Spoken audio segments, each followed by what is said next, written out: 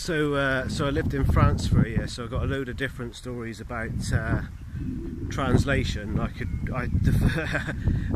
Believe you me, I'm going to reel them off when I've got time. But the one story that I wanted to tell you about translation today, particularly, because just a little bit of a reminder of it, was an ex-girlfriend of mine who was from a place called Mountain Ash. Now, Mountain Ash is a town in Wales. It's in mid Wales, so it's not proper full-on North Wales, but it's not like South Wales, if that makes sense. So when she grew up, Welsh wasn't mandatory in schools then. But when you live somewhere like Mountain Ash, you tend to pick it up. So just for people who don't know, Welsh is there's a language in Wales called Welsh, and it's spoken by about 20 to 30% of the population. So it's a sizable figure, between 600,000 and 1 million, I would say, people in Wales speak Welsh. Normally when a place speaks both, it's usually Welsh is the main language and English is the secondary one. A bit like Catalan in Barcelona. And so yeah, the strange thing is that she would speak well. She would, like me and her, we would speak English, obviously. But from time to time, when we were like pleasantries, for instance,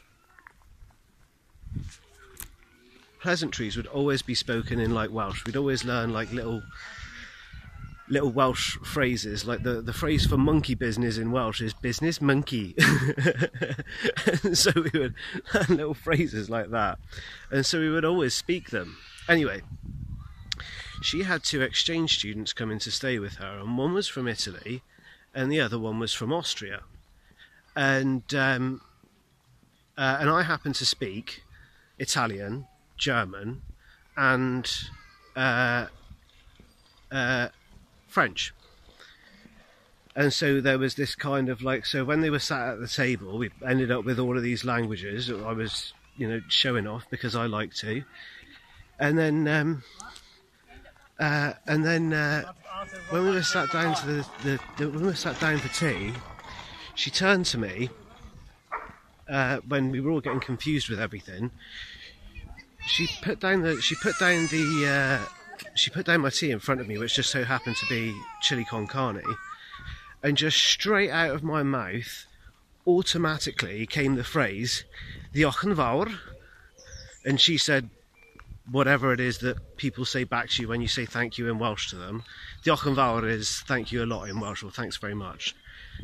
And yeah, she just said stuff back to me, and then anyway, the exchange students looked at each other and kept asking us, "Oh, what does that word mean? What does that word mean?"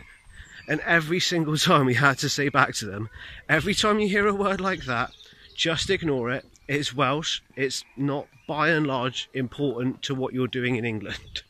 It was just so funny to see that they were like that we were tripping up on.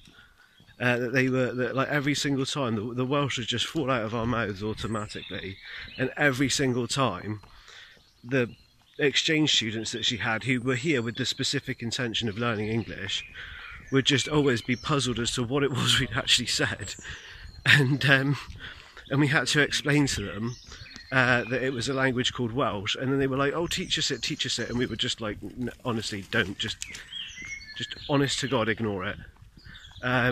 It's important culturally to, well, I won't say her name, but it's important culturally to my ex-girlfriend, but it's not actually important that functionally that you learn it. But yeah.